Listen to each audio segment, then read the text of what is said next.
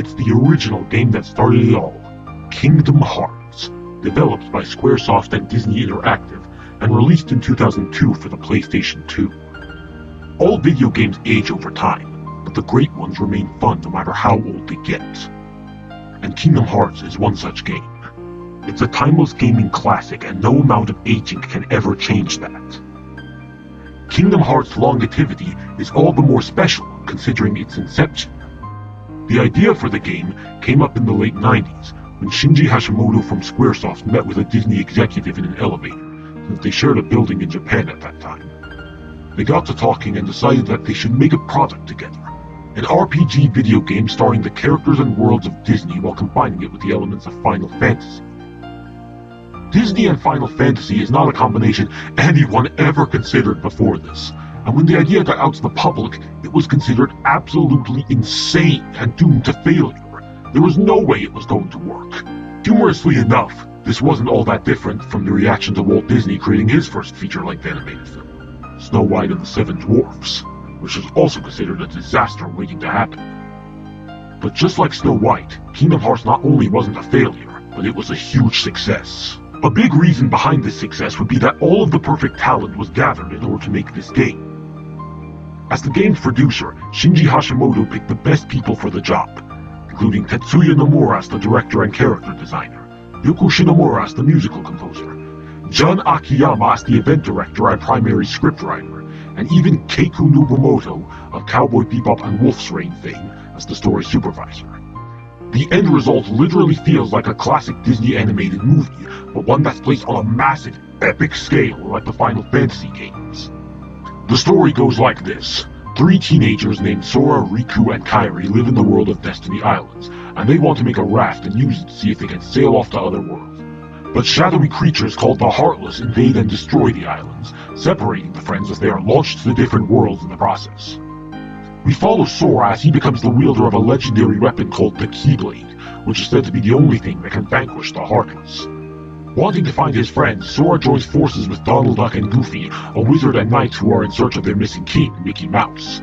Sora, Donald, and Goofy travel to the worlds of famous Disney movies, Quick Rundown, Alice in Wonderland, Hercules, Tarzan, Aladdin, Pinocchio, The Little Mermaid, The Nightmare Before Christmas, Peter Pan, and Winnie the Pooh, as they search for their friends while protecting these worlds from the threat of the Heartless and the alliance of Disney villains who are controlling them for their own mysterious agenda. What makes this story and these characters brilliant is how charmingly simple they are, and yet how much depth that simplicity conceals at the same time. As I said before, Keiko Nobumoto helped shape the story, and it really shows, since this is the kind of style she's known for. The story ends up being complex enough to have a lot of mysteries and invite players to speculate, while still being easy enough for anyone to understand. Likewise, the characters created for the story all belong to basic archetypes that make them easy for anyone to connect to, while holding a surprising amount of depth with character arcs that kind of subvert the basic expectations of those archetypes. You thought Sora was the chosen one? Turned out he got the Keyblade by a fluke. You thought Riku was just straight up turning evil? Turned out he's the rightful Keyblade Master and thus has legitimate reason to believe that he's the hero. You thought Kairi was the damsel in distress princess? Turns out she's been safe and protected by Sora's heart this whole time, and she even gets to return the favor by saving his heart. The story also gets you emotionally invested and makes you care about the characters and their situation very gradually, to the point where you almost don't even notice it until the climax of the World of Hollow Bastion. Sora, Donald, and Goofy form a very believable and endearing friendship during their quest, so when something happens that seemingly breaks it apart, you honestly feel devastated. Sora feels so strongly for Kairi that you want to see them reunite, and this makes it an even bigger emotional gut punch when Sora has to do something that will render that impossible. And when the heroes travel to an apocalyptic hellscape to save the universe from the final boss, Ansem, you are completely on their side and you want to see them triumph. It's just really clever, competent, all-around good writing. If I had any nitpicks, they'd be that sometimes the simplicity of the presentation goes a little too far, and I would have liked to have them be more overt with what was going on with some of the plot details. And there's also this pointless Prime Directive type thing with the World Order, where all of the Disney worlds can't be made aware of each other's existence and thus limit the crossover potential they could have, which isn't only a shame, but it's also gotten around enough with things like the Disney Villain Alliance and all the Disney princesses gathered together towards the end, that you really wonder what the point is. But these are just small flaws, and don't detract from the story very much at all. As a game, Kingdom Hearts has graphics that still hold up even today because of how colorful and Disney-based they are. which make it look good on the PS2, PS3, and PS4 alike. Yoko Shinomura's musical score is incredible and really makes you become engulfed in the game's magical, nostalgic atmosphere. The voice acting is top-notch, with many of the Disney characters having the same voice actors as they did in the movies, and talent like Haley Joel Osment, Hayden Panettiere, David Gallagher, and Billy Zane voicing the new characters.